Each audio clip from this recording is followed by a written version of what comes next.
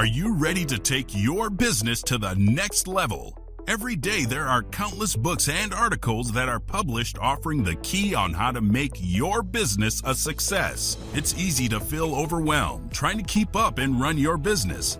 That's why Deb Creer created the Business Power Hour.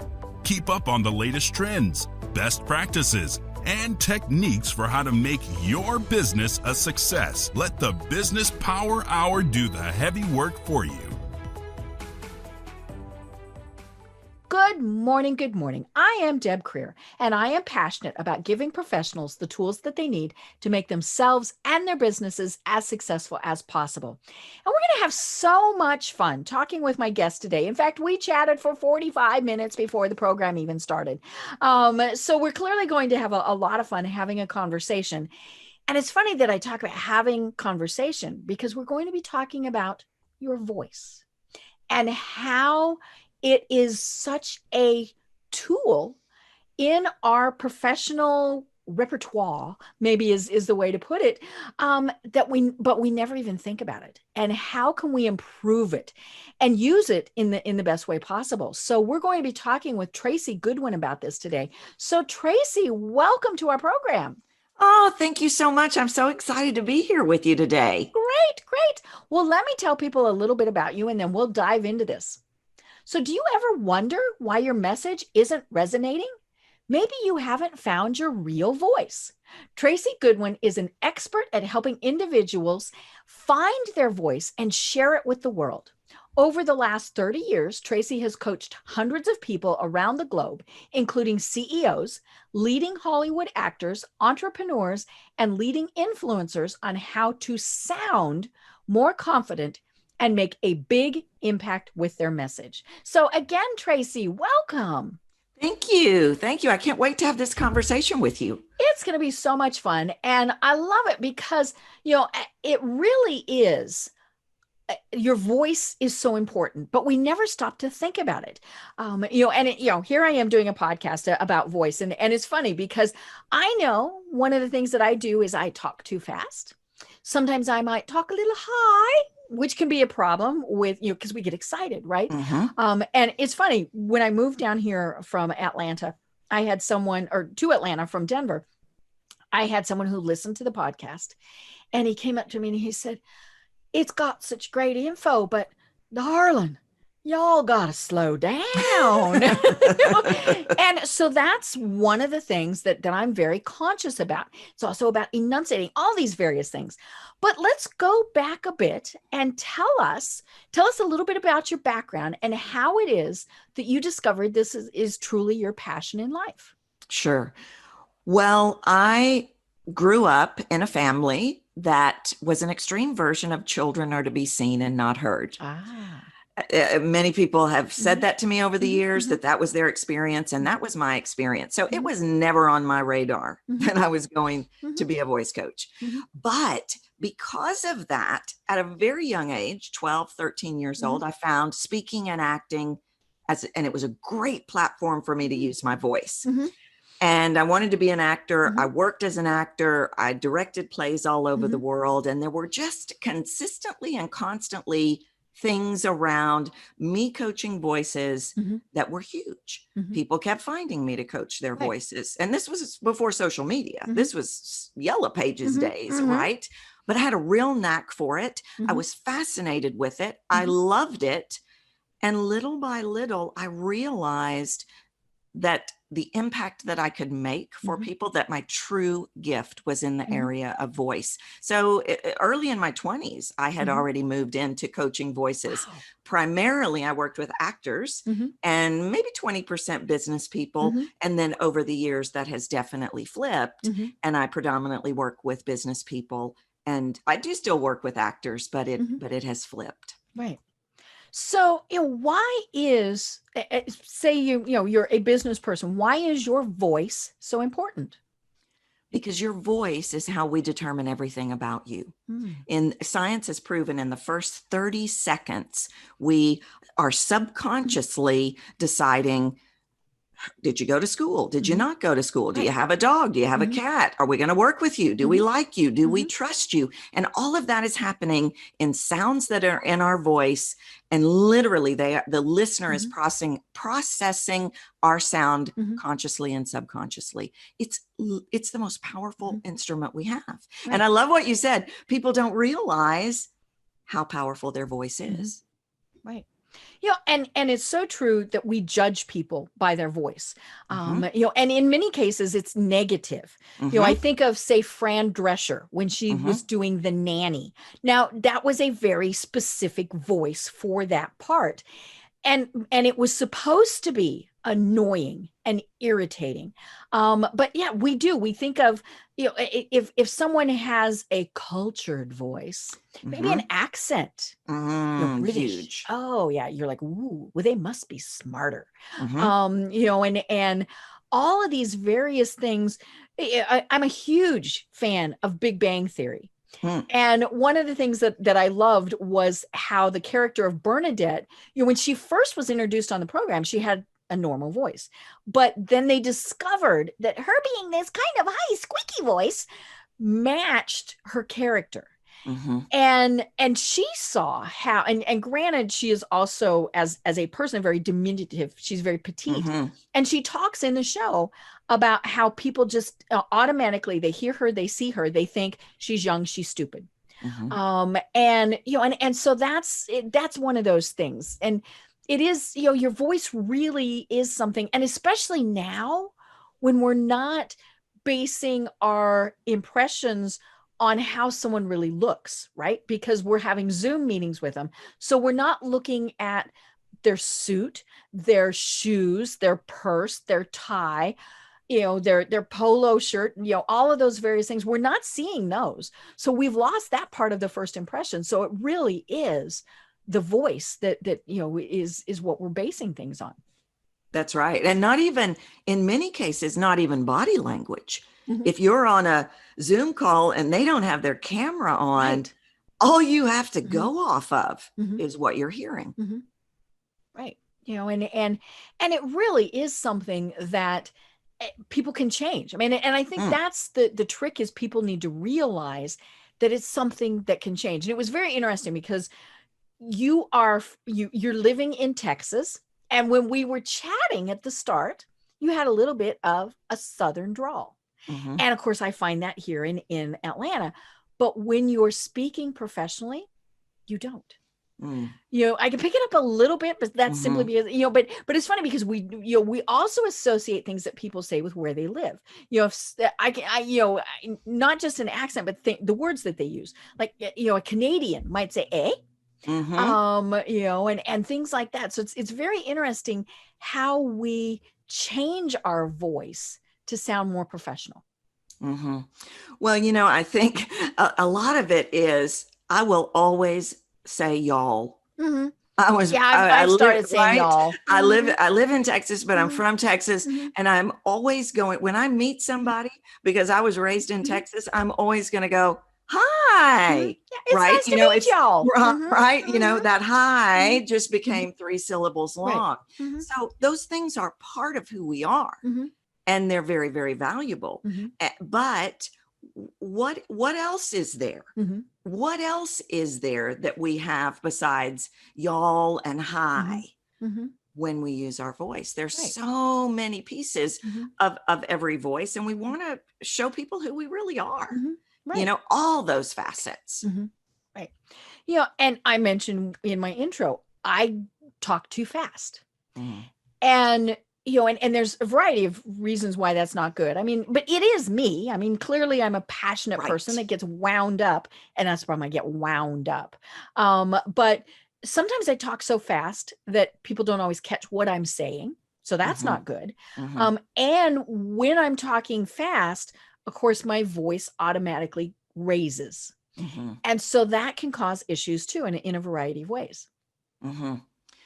And we don't ever want to take that fast away. Right. That's the thing. It's like, I don't want to change who you are, but we really want to put you in control of the conversation so that you can adjust the speed however you want, when you want. Right. But if you're fast and passionate, man, that's your greatest, that's your greatest vocal asset. Right. We don't want to go all of a sudden have you become professional or something because you've got to do something. No. And a lot of people do that. They don't really show us who they are from a vocal perspective. And that's what we identify with so much. That tells us who you are. And we love that. Right. Right. Yeah. And it can be that, we hear those accents, we hear those, terms that people use, and that, excuse me, that is how we start bonding with them. Yes. We all know it's the know, like, and trust. And so it's like, oh my gosh, you're from New England also. You're from the Midwest also, all of these things. Yes. Yes. But you're right. People, the subconscious makes decisions about who we are from these sounds. And there are so many times over the years where people have wanted to work with me because they had a perception of their accent, or they were concerned that somebody else had a negative perception of their accent. And it's, that's part of this game too, is what is your psychology of the voice story? What are you telling yourself in your head? Right. Right. Now you work with people on the psychology of your voice. So tell us more about that. Sure. There's my passion. There's my passion. What we think about voice, and we think about all these things that you and I are already talking about, but I'm a researcher. I'm just fascinated with this stuff, and I have spent years researching it. And what I found to be true is that what we ultimately do vocally, there's something that I call a driver in our head.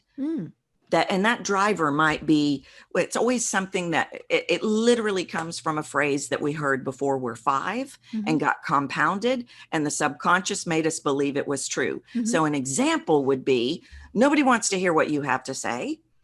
And then that noise starts running all the time. That little voice is that just little going, voice. Right. And then the next thing you know, you've got somebody that is talking really quiet.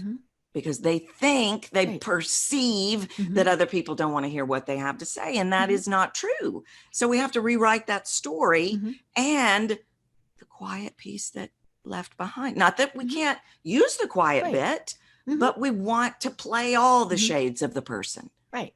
I still remember there was a commercial years ago where they said, if you want to get someone's attention, whisper. I think it was like a perfume commercial or something like that. But yeah, it was, to get their attention, whisper. Yeah. And, and I mean, granted, that works because you lean in, That's you right. want to hear more, all those various things. That's right. Quiet bits. And when I say bits, I mean, you don't have to do everything quiet now, but quiet bits is the second most powerful tool you have in the listener's subconscious. Exactly like why you said, it causes them to lean in. Their subconscious goes, ooh, she cares about me. And now we're connected. Of course, we're going to connect if I think you care about me, if I know you care about me. So I don't remember that commercial, but they were spot on. Yeah, and I think it was for perfume or something like that. Yeah, I'm going to have to look it up and see. Right. So, how does, when you're working with someone, how do you find what their psychology is of their voice? I literally listen to them. And what I've done over the years is I have identified a lot of things in the form of sounds that are getting in their way. Okay. So what are they doing and what do we need to roll in? And I don't think of any voices as bad. First of all, I don't think there are bad voices. Part of us. It's this huge part of us. But are there pieces of that were shut down? Are there pieces of that we are not ultimately serving us? An example might be, let's say somebody is loud all the time and they're loud and they're loud and they're loud and they're loud. Is that a mask of protection? And is that mask of protection repelling people, pushing them away? Do we need to roll in some quiet so that they can reach everybody? So it's literally working off of sounds. And it can also be working off of words. If somebody is delivering too many words that we don't understand, Maybe they need to, this is the plight of the expert. The Mm-hmm. plight of the expert Right. delivers Mm-hmm. a whole bunch of words and a Mm-hmm. bunch of stuff because they know their stuff so well. Mm-hmm. Okay, hold on a minute.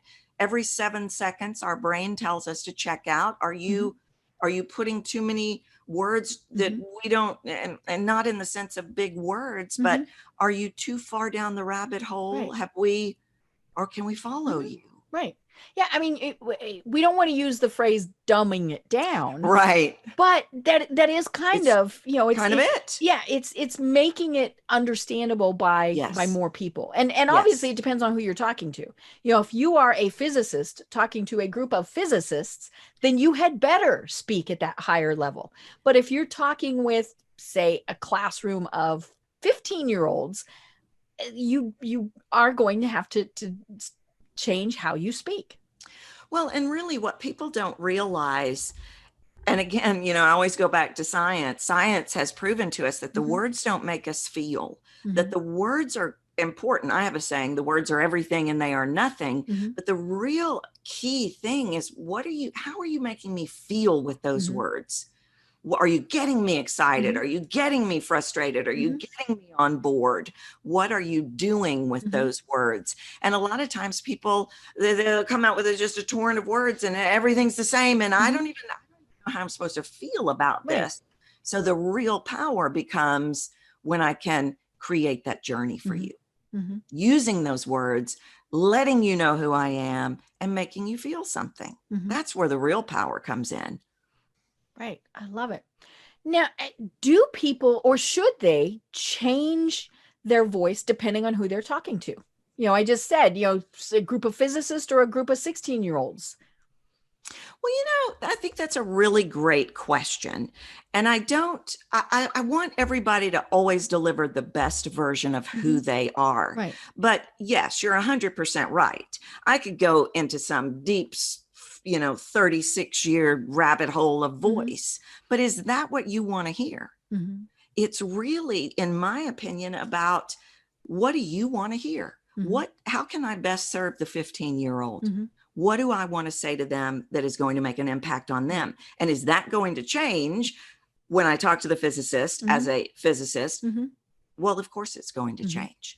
So it's really about coming from the place of not so much what do I want to say, but what do you need to hear? Right. Right. Yeah, because if you deliberately try and change, a lot of times then you become inauthentic. That's right. Say you're speaking to the group of 16-year-olds and you start using jargon that they use. Well, they know that somebody my age. Now, if I used it as a joke, that's one thing. But if I tried to be them, no. That's it. That's it. And I've worked with people over the years that literally had it in their mind. And this happens a lot with younger people. They'll get it in their mind. Well, I've got to change my voice so that I can sound more professional. No, we want to know who you are. We know that you don't have 32 years in the industry. And so really it's about show us who you are. Let us know who you are from your voice. What are the best assets we can deliver vocally? And then you make the adjustment according to who your audience is. That's such a great example, almost like pretending to be something you're not. Let me go into the 15-year-olds and be cool. Like, no, I'm not. Right. But let me show you who I really am. And you can connect to me that way. Right. And it's interesting because sometimes we change and don't even realize it. If I'm speaking with someone who has I'm here in Atlanta, and granted, Atlanta, you don't hear a lot of accents because it's just, there's so many people from all over here. But if I'm speaking with someone for a longer period of time and they have, say, a very deep Southern accent, I start kind of trending that way too, completely on accident. I'll realize that I said y'all a couple of times, or I got a little twangy with something.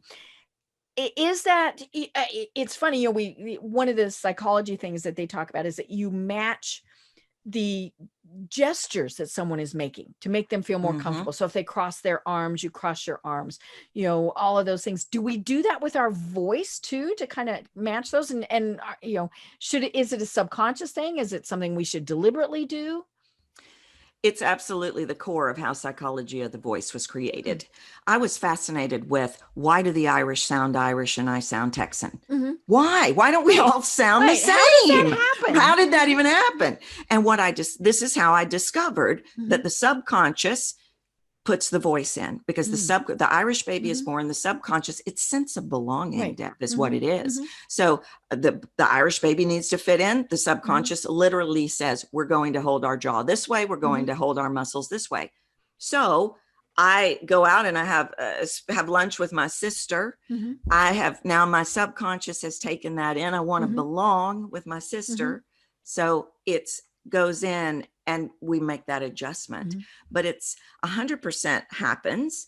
And it's literally sense of belonging. Is it a bad thing? Is it a good thing? I just think it is an is thing. Right. You know, if I'm consciously trying to be like y'all and I'm not, you know, then it seems almost like you're poking fun at them. That's it. That's the difference right there. So I always used to, when I lived in LA and I lived in New York for years, and every time I would come home for the week or holidays or whatever, I'd come back and everybody would say, "You been back home?"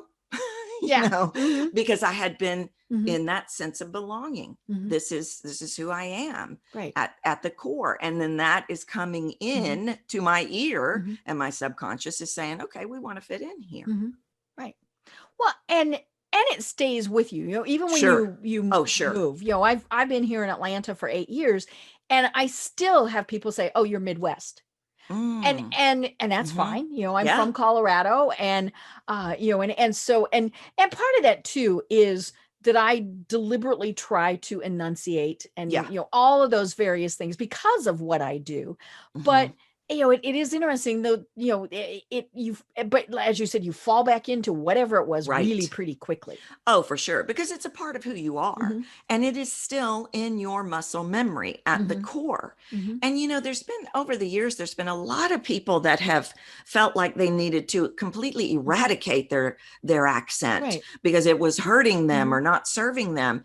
And we've moved away from that philosophy. And I'm really glad, because it's part of who we are. I will always have a tiny bit of twang. I'm just going to. If I saw in your bio, you know, say I go to your LinkedIn profile and I see that you're from Austin, if you don't sound a little bit Texan, then it is kind of like a type of thing. It's harder to connect to. And that's the voice is the ultimate point of connection. So if I'm articulating and not really being who I am, all of a sudden you're like, who is this woman? I can't connect to her. And that's what people do. I've worked with people that literally, like I said, change their voice to a lower thing or a higher thing because they were afraid that they were being perceived the wrong way, you know, and all of that is just really tricks of the subconscious to keep us safe. Because the voice is the place of vulnerability. The voice is the place of judgment, right? Or so we think. And it is. I mean, I have my radio voice where I deliberately think, slow down, enunciate, and you know, and that's okay because I want people to understand me. All of those various things, but yeah, it's funny because there will be people that you're in your radio voice, and I also would do the thing where you know I used to work for a very large corporation, and this was long enough ago, but we actually had caller ID on the phones, and so when the CEO called, I talked totally differently. I mean, you know, I dropped my voice. I spoke more slowly because I thought it made me more professional. And so, and it was always very interesting because then you stayed like that for a little bit. And the people that worked with me went, "Oh, you just been talking to Steve, haven't you?" Interesting. Yeah. And that's what we do. And then a lot of people will get locked in that. But what's interesting about what you said, I'm in my radio voice. See, to me, you're still the same person that I chatted with for 45 minutes. And that's the difference. Maybe you're slowing down, maybe you're articulating more, but you're still the same depth. Where we run into trouble as far as connecting and all of those things is if you had like chatted with me for 45 minutes and then all of a sudden became this different woman, I'd be like, whoa, who are you? That's the difference. Right. And I always find it fascinating when it's an actor who has completely changed and clearly, they're changing for that role. And so it's got to be very difficult to really lose the accent, gain an accent, all of those various. And, there are times where I'm like just dumbfounded when I hear someone speak. I'm like, wait a minute. No, that's not your voice. And of course it was the voice for the role. Right. And I think that's the important thing is it was a role that we were playing. So what is the role that we're playing as a business professional? Right. And even I worked with those people and it would be so fascinating. You'd get an email from them and they would say, hey, I'm from New Zealand and I've got this role. And then you get there and they just switch like that. And it's really, really interesting. But I believe that from a vocal perspective, the role of the business person goes back to those 3 pillars. Are you representing confidence? Do you talk like you believe in what you're talking about? Can we connect with you? Or are you vocally keeping us out because you don't want us in? And are you captivating us? Are you creating that experience for us with the use of vocal variety? Those are the things to me. But are there things that are just annoying? That are going to be a detriment. So the high squeaky voice, all of those things. So how do you work with people to eliminate those? Yes. So I'll give you a perfect example, and you may have alluded to this earlier on, but it's a classic and everybody will know it. It's what I call the lilt, when somebody turns everything into a question. Right. And at the end, women do that a lot. Women do it a lot. So let me tell you how dangerous that is, right? And this is not to be taken as a criticism, but the subconscious perceives that as, why are you asking for my permission? Right. And so you've got somebody sharp, somebody talented, working their way up, and then we're going to have a hard time going, do you really know what you're talking about? So that's not serving that person. We've got to eradicate that. And that's where we literally go to technique, go to the muscle memory. And I put in, it depends on the person and how they work, but we've got to flatten that out. We've got to flatten that out. And like there's an activity I do called Drive to the End, where literally they recreate sentences where they're driving to the end of the sentence, putting in a new voice habit. So that everything's not a question now, right? Because that's not serving them, or staying in that high pitch all the time like this. Okay, so trust is built in the melody. So if I'm like this all the time, I'm not going to trust you because you're locked into that. And we all have a voice aversion too. Some people don't like loud. Some people don't like high like that. You stay on that one note. You've lost part of your audience. So those detrimental things, we really do want to get rid of. And the things like saying, and I know that there are times where I say that too much. Now I also think that those are part of our natural speech patterns. It was interesting. I was interviewed on someone else's program and it was a fairly short interview. It was about a 15-minute interview. And we recorded for maybe 30, which, was kind of like, okay, I don't know how she's going to cut this down. But, it was her program. She does what she wants. And she said, I usually spend about 3 hours editing. Now at that point I'd done probably 500 programs and, and I, and so I was like, holy schmoly. I spend, on average, maybe 10 minutes editing. And she edited out every single, all of those various things. And so when I listened to it, for one thing, it didn't sound like me because I have those affectations. So, my ear didn't match with what it should be. But to me, it sounded so stilted that I didn't like it, and it was very interesting. She thought that it made the program sound more professional, but to me, it didn't. I just didn't like it. And it was because we go, and we Right. have those dramatic pauses and Right. we say and now granted there are times where you shouldn't be doing that and you should be working on the if somebody says every single sentence or like That's it. so yeah, there are definitely times where we need to take some of those out, but we still have those affectations. And I've worked with people that do shows that do that same thing. They edit out every breath, every this, every, and I'm like, are you kidding me? Right. And you're exactly right. It's not a problem unless it's a problem. If like I say, every other, then you're like that, then Mm. it's, but even then, maybe some people can connect with that, but in the long game, it will hurt you. Right. In the long game. And what really even bothers me more about it is, are you doing it as a buffer? Are you buffering with, because you don't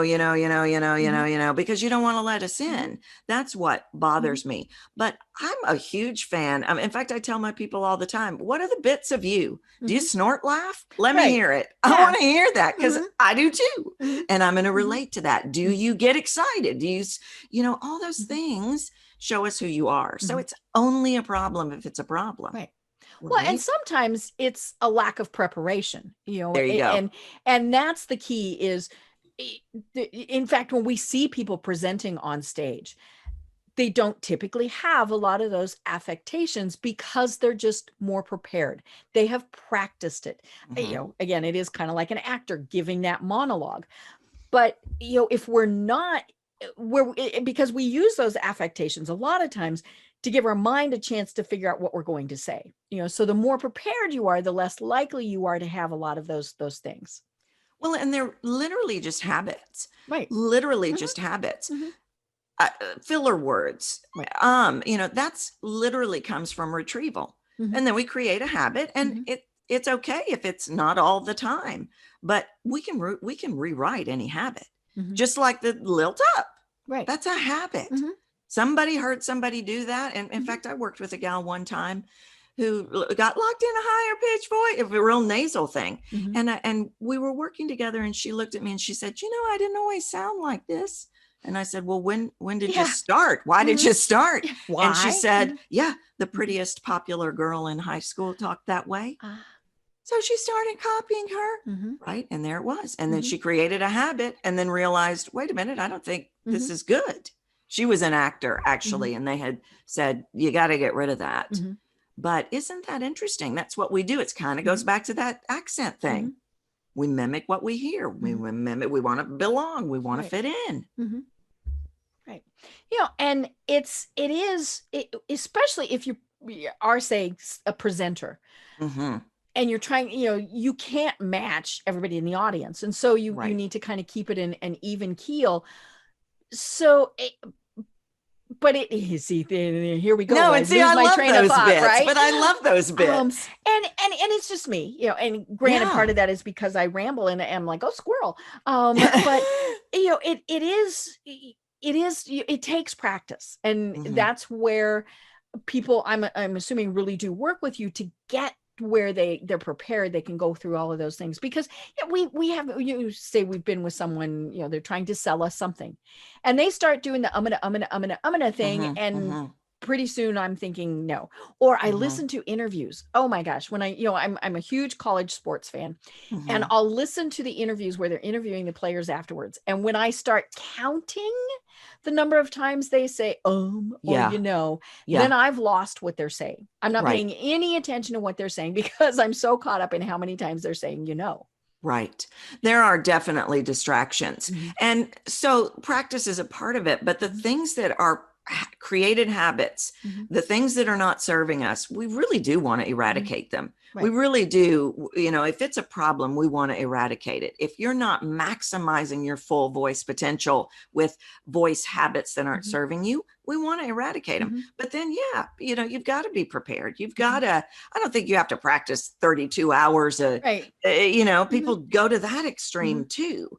And I don't think you need to do that. But all these filler words and things are literally retrieval. So when you see those people that are and all that, they don't know what they're saying. They're trying to find the words, or even on stage, if somebody's doing that, like you said, they weren't prepared. They're searching. They're not grounded in their message, knowing what they're going to deliver.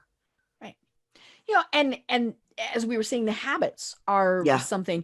It's interesting. There's a friend of mine here in Atlanta who is a realtor, and he calls everybody in his database about every quarter, just checking in. Is there anything I can be doing for you? He's not calling to sell you a house. He's not calling to buy your house. He's just checking in. And it's so interesting because when he makes his calls, he stands and he's in front of a mirror. So he's remembering to smile, and so he's, yes, he's talking to himself, but he is using it as a tool to remember, here's, I'm talking to another person. And even though it's fairly scripted, what he's saying, it still comes across as being much more conversational. And I always just thought that was very interesting because, and the whole standing part, all these things, and those are techniques obviously that he has learned. But I love it when they say, it's, when, especially if they can't see you, be smiling, obviously, if it's appropriate, as you're talking. And so for him being in front of the mirror, he's seeing himself smile. Yes. And that's such a great technique, because what we tend to do, I call it heavy and light vocally. And I can get real heavy and I can get real focused. And we're serious. And it's very, it becomes, thinking serious. That's right. And it becomes very heavy. There's a heavy feel about it. But if I start smiling to you, it's automatically going to lift the energy, lift the, and we can have both. But who wants to have, how am I going to sell you something if I'm all down here and serious? The second I start snoozing, we got a problem. Right. And it's about, how do I want, it goes back to that. How do I want you to feel? I'm excited about what I'm talking to you about. How do I want you to feel about it? Well, if I want you to feel excited, I mean, is this going to get you excited if I'm probably not, right? Probably not. But even literal physical smiling lifts the weight off the voice. Right. So what he's doing is working. Oh yeah. And it's funny because he, in most cases, is leaving a message for somebody. He's not talking with them. And he said, he has discovered it is very different. The response rate that he gets, because, if you're just calling and leaving a voicemail message for somebody, a lot of times you're just kind of going through, hey, I need to say this. And oh my gosh, I'm actually really glad I don't have to talk to you in person and I can leave this message. And you just leave this long rambling, blah, blah, blah, blah, blah. And they hit erase several seconds into it. Right? Yes. I'm so glad you said that, because that is what we're talking about here. You don't, like you said, you think you're just leaving a message and you're rambling on and you don't have any expression and you don't have any change and you don't have any of this. Sometimes we can't even understand what you're saying. Well, you just made an impression. What are they going to do with that? Right. And so every single time we use our voice, how do we want to impact people? How do what do we want to make them feel? Right. So even in a voice message, it can make all the difference in the world. Right. And we never want to sound like it's scripted. Never. Even though it very well may be, like I was saying, my friend, he's leaving all these messages for, over and over again. Obviously it's scripted.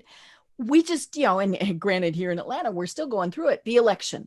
How many times do we get messages or even, actually speaking with someone, and maybe it's a customer service call, whatever it is, where it is very scripted. And I hate those. And of course, I'm really bad. I try and throw them off. Now, I am not one of those people but I know people who do this. So you're going through your scripted call to me and they say, what are you wearing? Oh my gosh. But yeah, so you don't want to be that person who somebody answer, or maybe they just interrupt you. Or, I had someone yesterday calling to sell me something. And I said, not right now, but please leave me on your list, because they were asking for a donation. And it just, and he said, well, what about, and he just went right back into his thing. And I said, sir, and I put on my mother voice, right? And if he could have seen me, that finger went, I was waving my finger. Sir, I just told you that I do not want to, I am not going to give you money right now and keep me on, but please keep me on the list.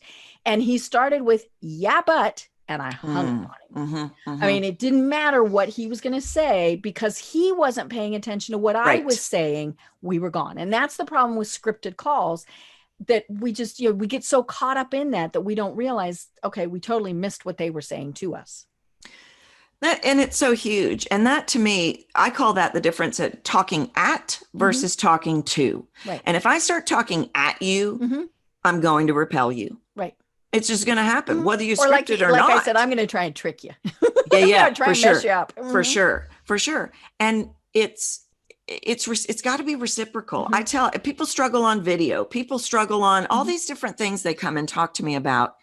And part of it is they go into this mode of, I've got to deliver some information to you and I'm not listening to anything you say. And I tell everybody, turn it into a conversation. Right. It has to be, even if it's scripted, even if you're uncomfortable, even if it's weird that it's video and there's nobody there you're talking to, imagine that it's a conversation. Right. You have to. If you're in front of a mirror, be in front of a mirror. Right. Right. And there's so many, but a lot of times when people are trying to eradicate a bad voice habit, that's exactly where I put them, is in front of the mirror. Right.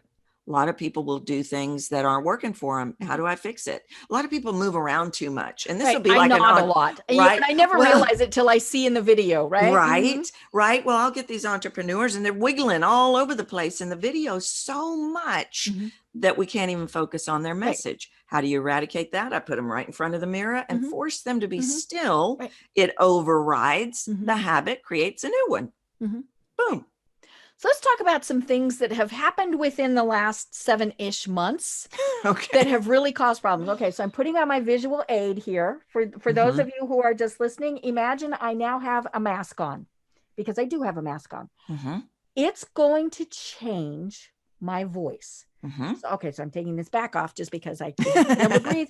But how are you finding that is something new that you're having to deal with? Is how is a mask changing someone's voice? Sure. Mask is a part of it.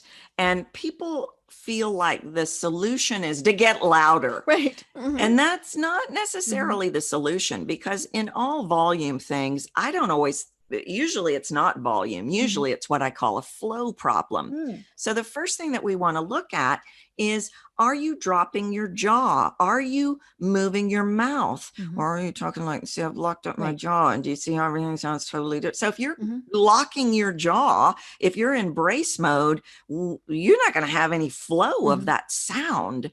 So that's the first thing. Are you, is there, and a lot of people hold tension in their jaw, right? They're braced. We function in brace mode. So you've got to open your mouth first and foremost. And I'm not saying turn that into articulation, over articulate, but take a look at, are you moving your mouth?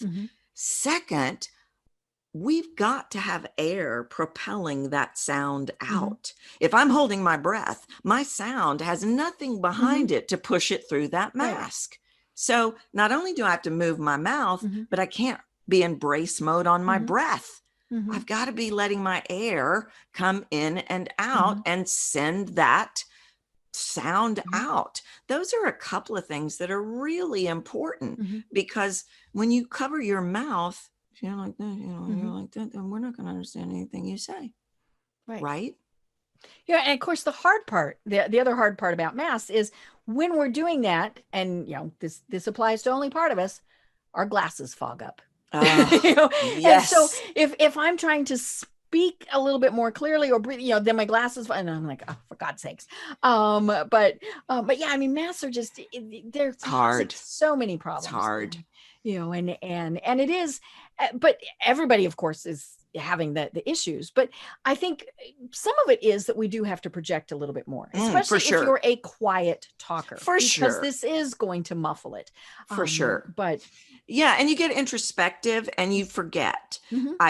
I'm on Zoom, I'm thinking, maybe I'm quieter. Yes, volume is definitely a part of it. What I don't want people to do is feel like they've got to start shouting, because you don't have to do that. It's just an awareness of, oh, I've got these extra barriers. Let me make an effort to make sure I'm increasing my volume. And you can think about that like filling the space. Am I filling the space with my sound, or am I just filling right what's in front of me with my sound? You've got to fill the space. Right. Yeah, I remember years ago when I was I sang a lot, and I had a voice instructor who, he wanted us to be heard in the back of the theater. And so he would stand and literally put his fist right in our diaphragm and then lean into it. So it was hard to breathe. But if you didn't breathe from your diaphragm, you were not going to be able to project. And so part of it was, we were building up those muscles to be able to do that. And people are, and I can still do that. I mean, I could be heard, and I will tell people, that's my outside voice. I can be heard more just because I can start going from my diaphragm and projecting a bit more. Yeah. And it all goes back to breath. Most people breathe from their lungs. Right. They take a little teeny tiny breath and then they hold it in. Have you ever maybe in interviewing or in life, you've had people that they say a whole lot of words, and all of it, you can tell that their words are getting thinner and thinner, but they're not going to take a breath. They're going to keep going until pass out. Yeah, right. It's true. So then, and then they grab in a breath. Well, we've got to retrain that. You've got to take in air. You've got to let that air out with your words. And especially with masks, because that is one of the things. It's okay. It's not harder to breathe in masks. I always tell people, you're not going to pass out. Now you might be breathing differently and cause problems. But, I when people have told me, I can't breathe in a mask, I'm going to pass out. I say, well, you know what? I had a surgery that lasted 8 hours. I am pretty sure that nobody passed out, so you have to get used to it and things, but it is getting used to breathing in that mask so that you're not fogging up your glasses and things like that. And so it does take practice. Absolutely. Because you're writing new habits.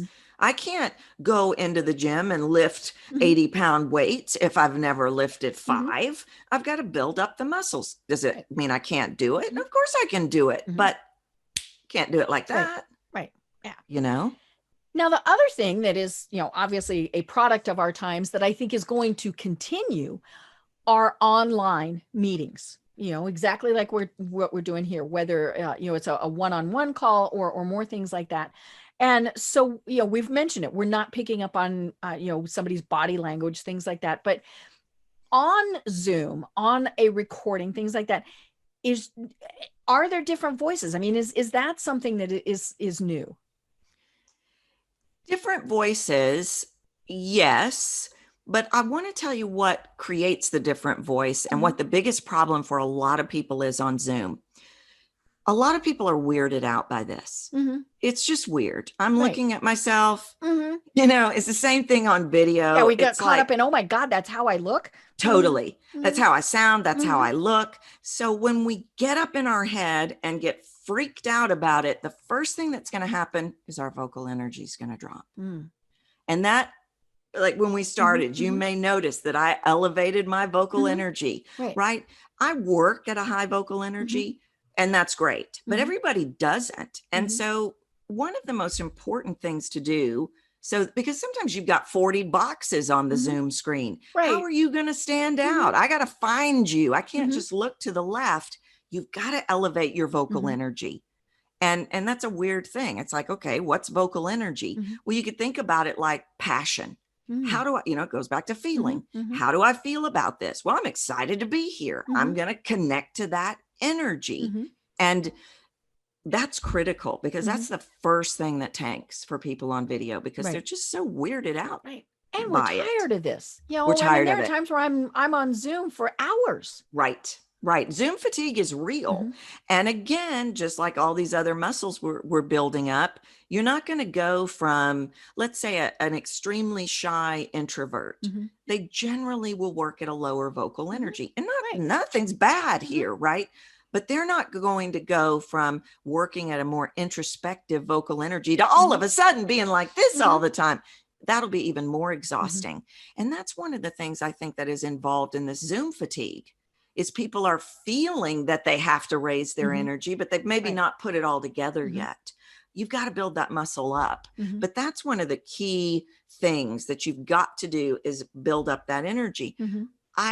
believe that we also have to really look at emphasizing words. I don't know what you know. It is one of the biggest problems online is that it's real easy for me to just reach over here and check my phone. Right? Or play Angry Birds or look at a screen. So if everything is the same, everything is the same, everything is the same, when that's my brain every 7 seconds is going to tell me to check out. I don't even know what you're talking about. You've got to, what are the words that need to jump out?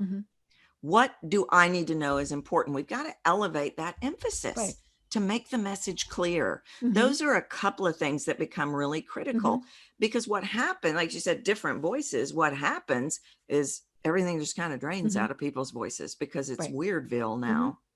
Right. Yeah.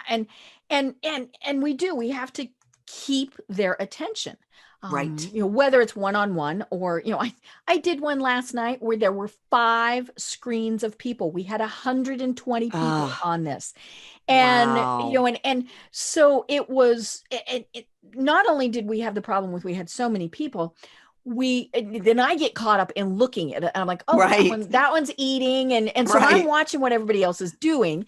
So, you know, you need to be thinking about, okay, do you really want to be showing everybody's video depending on what you're doing, you know, all sorts of things like that. But yeah, I mean, it's just, it's so interesting that this is now something, and we're going to have to be dealing with this. We're going to get used to this because it's a great way to do business. I mean, we're not having travel expenses, all these various things. Well, I love it. And I've done it forever. I mean, I couldn't even be here with you today. Right.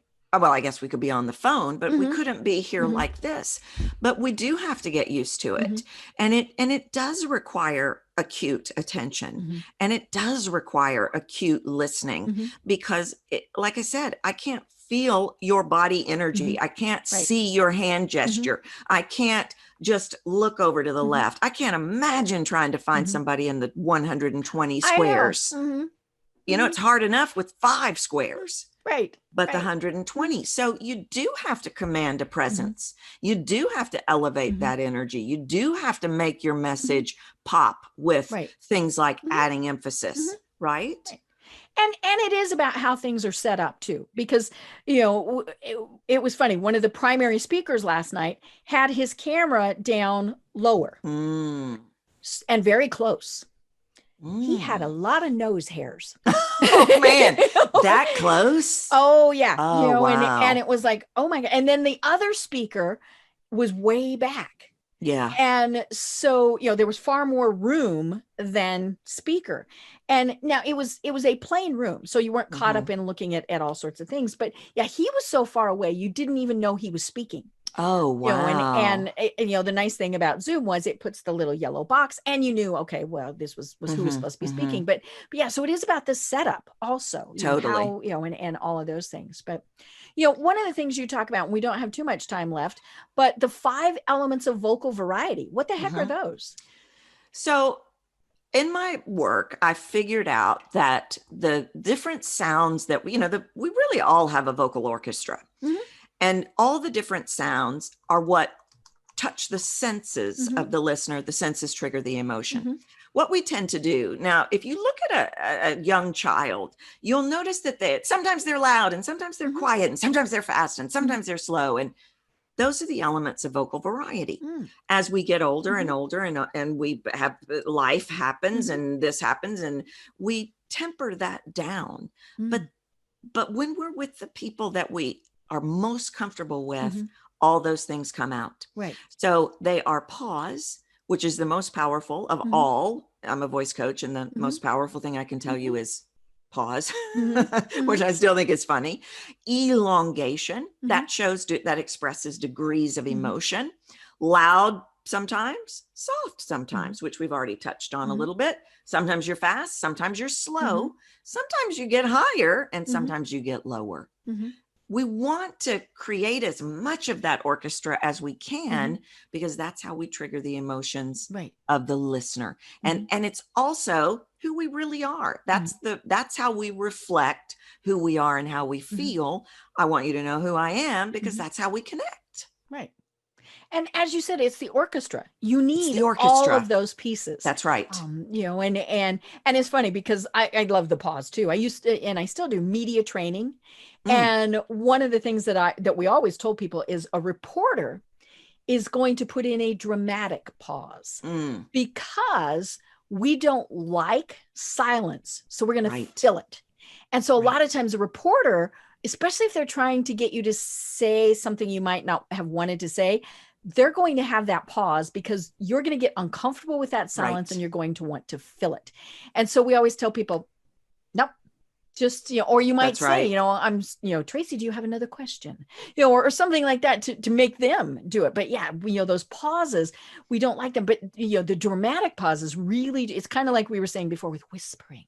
They Right. catch Totally. someone's Totally. attention. Totally. And they speak volumes to the subconscious of the Mhm. listener. It is the most powerful tool we Mhm. have. And you're right. Nobody likes it. We avoid it. We don't Mhm. want to pause. We Right. have all these stories around. Oh, they're going to cut us off, or they're going to think Mhm. we don't know what we're talking about, or, oh, I'm uncomfortable. I got to fill this. Mhm. Nope. Got to rewrite a new muscle. Mhm. Got to rewrite a new habit on that. Mhm. Right. Right. I love it. Well, oh my gosh, we just have a couple minutes left. This has been so much I fun. can't believe it. It's been so much I fun. know. It's always tons of fun talking with my people. Ask me, why do you do these programs? Hello, I get to talk with the coolest people. Right. And so I have so much fun. But tell us, first of all, how do people find you, and then talk a little bit about the services that you provide. Sure. Best place to find me is over at the website captivatetheroom.com. Mm-hmm. Now, I'm on social media, Mm-hmm. captivatetheroom.com or Tracy Goodwin. On LinkedIn, I'm Tracy Mm-hmm. Goodwin, and I have a podcast, Mm-hmm. Captivate the Room. So that's where you can find Mm-hmm. me. And I work with people individually, but I also have a really fun small group program that runs for about 8 weeks. Mm-hmm. And then I also have a digital course. Mm-hmm. So 3 different options. Great. For people. Perfect. And obviously you can work remotely. Yeah. Yeah. I have people all over the Mm-hmm. world. And we were talking before the show about Skype before there even was Zoom. And that's what I love so much about this technology is we don't have to be in the same room together anymore. Right. Well, and I would imagine in some ways it's actually a little easier for you to just almost have the voice that you're dealing with rather than trying to figure out body language and all those. Oh, for sure. Oh, yeah, for sure. I swallowed a frog. No, I love it. It's really been phenomenal for my business because I've had the opportunity to expand my reach and help people in other countries and other parts of the world and other parts of the US that really are drawn to the kind of work that I do, but don't have anybody near them that can do it like this. Right. I love it. And yeah, technology is phenomenal. I love being able to do this. Yeah, me too. I never would have imagined when I was playing my 8-track player that we would live in a world that we could do so many cool things. Right. Oh yeah. And the cool thing is, like you said, it's people around the world. Yeah. We have listeners and viewers from around the world. You can have clients from around the world. Yeah. The only thing is time constraints. Right. And depending on what you do, if you're up at 3 a.m. to work with them, well, you're up at 3 a.m. to work with them. That's right. Yeah, I've got a lot of people in Australia, and it's just so cool to get to it. You're like, wow, you're a day ahead of me. I know. It's always when we schedule guests that are at that side, it's always so interesting because it's like, okay, we're talking Friday. No, we're talking. I know. It's just wild to me. And luckily, the computer tells you. Oh, I know, right? Thank goodness for time converters, or I'd be in a big mess. I love it. I love it. Well, this really has been absolutely fascinating. And, I think it is something that every professional needs to think about, especially in the, with the way that times have changed. We're having to do these things online. We're not meeting with people in person. And, when we're meeting with people in person, what is that impression that they are getting from your voice? I mean, that I think is just absolutely critical. So, do you have any final words for us? Speaking of voice, do you have any final words? Right. Well, I guess if I had any final words, first of all, stop. If you think your voice is bad, stop. There are no bad voices, but do really start thinking about maximizing the power of your voice. Think about using your voice in such a way that it makes people feel something. Think about your voice as an orchestra. What song do you want to play? Oh, I love it. I love it. Well, again, I have been having a great time talking with Tracy Goodwin. She can be found at captivatetheroom.com because that's what we're trying to do. I am Deb Creer, and everyone have a great day. Tune in for our next program for even more trends, best practices, and techniques for how to make your business a success. The Business Power Hour, hosted by Deb Creer, is proud to be part of the C-Suite Network.